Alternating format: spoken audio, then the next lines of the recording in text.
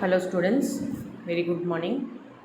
Last class we had discussed about internal check, objectives, fundamental principle and internal check as regards to wages, payment cash and cash purchase. We had studied three concepts, that is wage payments, cash sales and cash purchases. In today's class let us discuss about internal audit, meaning, advantages and disadvantages of internal audit. So first and the foremost, what do you mean by internal audit, students?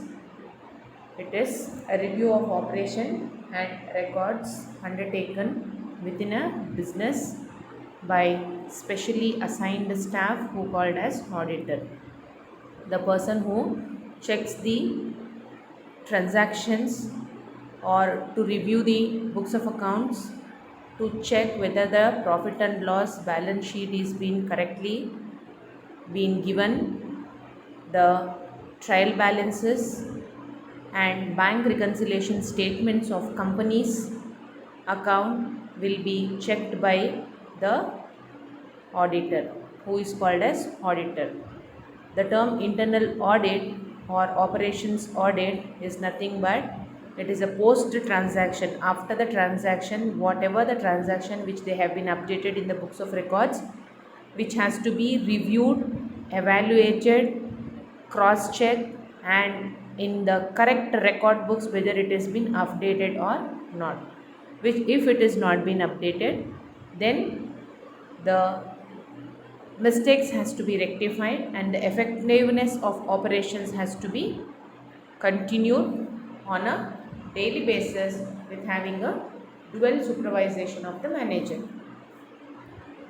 So it is a post-transaction review to evaluate the correctness of records and the effectiveness of operations on a continuous basis in an organization on a continuous basis in an organization by the salaried staff.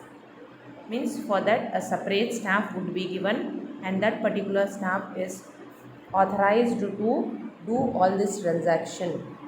If anything is misplaced and that particular officer or the employee is held responsible for overall company's audit. So ಇಲ್ಲಿ company auditor ಅಂದರೆ ಸಂಪೂರ್ಣವಾಗಿ check ಮಾಡುವಂಥವ್ರನ್ನ ನಾವು auditor ಅಂತ ಕರಿತೇವೆ. Means ಕಂಪನಿನಲ್ಲಿರುವಂಥ records, documents, trial balances accounts, bank reconciliation statements ಎಲ್ಲವೇ. So ಈ ಇಂಟರ್ನಲ್ ಆಡಿಟ್ ಮಾಡುವಂತಹ ಉದ್ದೇಶಗಳೇನು?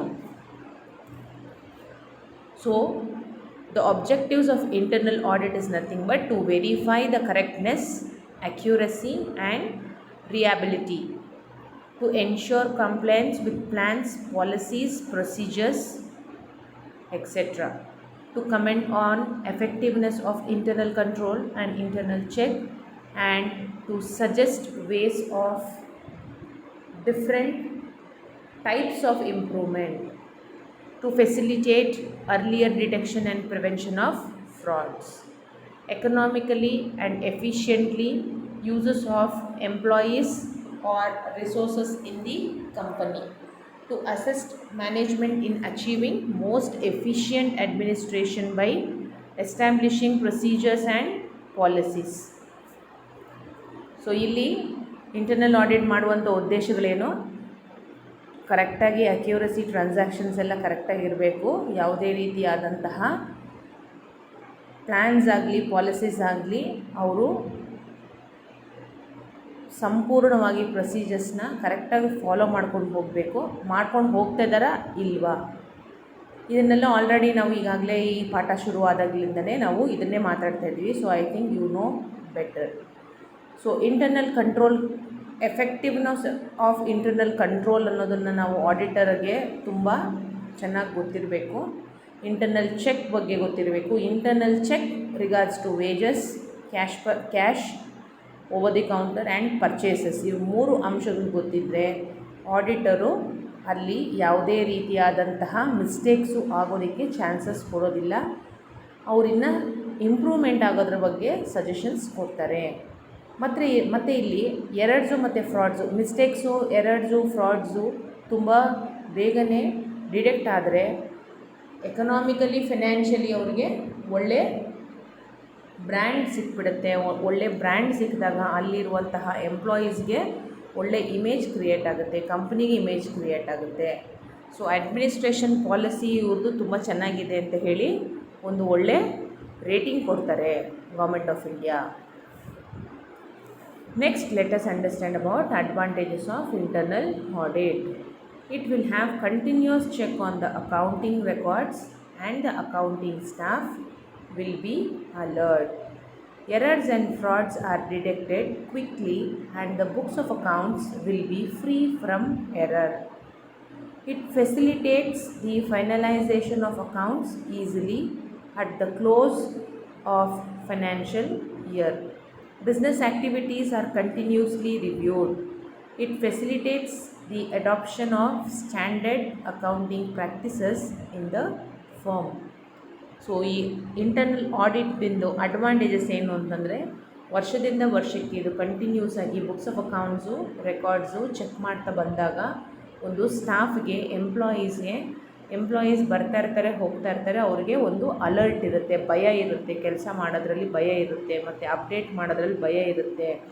ಇವರು ಚೆಕ್ ಮಾಡ್ತಾರಪ್ಪ, ಫ್ರಾಡ್ ಏನಾದರೂ ಡಿಟೆಕ್ಟ್ ಆಯಿತು ಅಂತಂದರೆ ನಮಗೆ ಸ್ಯಾಲ್ರೀಸ್ ಕಟ್ ಮಾಡ್ತಾರೆ, ಬೈತಾರೆ, ನಾವು ಬಯಸ್ಕೋಬೇಕು, ಅಥವಾ ನಮ್ಮ ಒಂದು ಕೆಲಸದಲ್ಲಿ ಅವರು ತಪ್ಪು ಕಂಡುಹಿಡಿತಾರೆ ಅನ್ನೋ ಒಂದು ಮನಪೂರ್ವಕವಾಗಿ ಉದ್ದೇಶಗಳು ಬಂದುಬಿಡುತ್ತೆ. ಸೊ ಹಾಗಾಗಿ ಪ್ರತಿ ವರ್ಷ financial year means April 1 March 31 ಒಳಗಡೆ ಎಷ್ಟು ಸಾಧ್ಯನೋ ಅಷ್ಟು ಅಕೌಂಟ್ಸ್ನ, ಟ್ರಾನ್ಸಾಕ್ಷನ್ಸ್ನ, ಬುಕ್ಸ್ ಆಫ್ ರೆಕಾರ್ಡ್ಸ್ನ ಚೆಕ್ ಮಾಡೋವಂಥದ್ದು, ರಿವ್ಯೂ ಮಾಡೋವಂಥದ್ದು ಒಂದು ರೂಟೀನ್ ಪ್ರಾಕ್ಟೀಸಸ್ ಆಗಿಬಿಡುತ್ತೆ. ಸೊ ಈ ಇಂಟರ್ನಲ್ ಆಡಿಟ್ ಅನ್ನೋದು ಒಂದು ಅಕೌಂಟಿಂಗ್ ಪ್ರಾಕ್ಟೀಸ್ ಆಗುವಂಗೆ ಒಂದು ಬೆಳವಣಿಗೆ ಆಗಿಬಿಡುತ್ತೆ ಕಂಪನಿನಲ್ಲಿ. ಸೊ ಅದಾದಾಗ ಯಾವುದೇ ರೀತಿಯಾದಂತಹ ಎರರ್ಸ್ ಆಗಲಿ ತಪ್ಪುಗಳಾಗಲಿ ನಮಗೆ ಕಾಣೋದಿಲ್ಲ, ನಮ್ಮ ಕಂಪನಿಗೂ ಒಳ್ಳೆಯ ಹೆಸರು, ಕೀರ್ತಿ ಸಿಗುತ್ತೆ.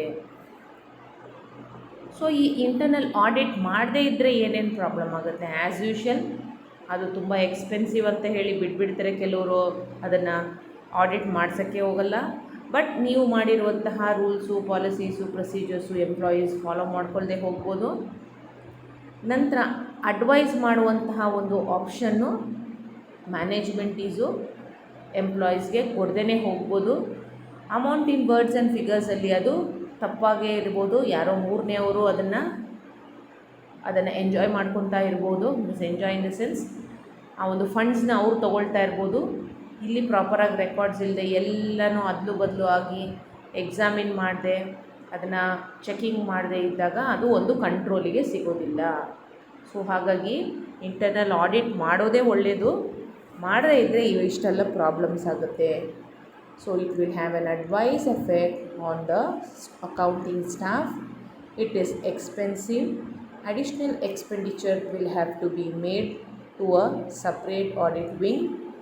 It is difficulty to alerting the figures after they are examined by the internal auditor.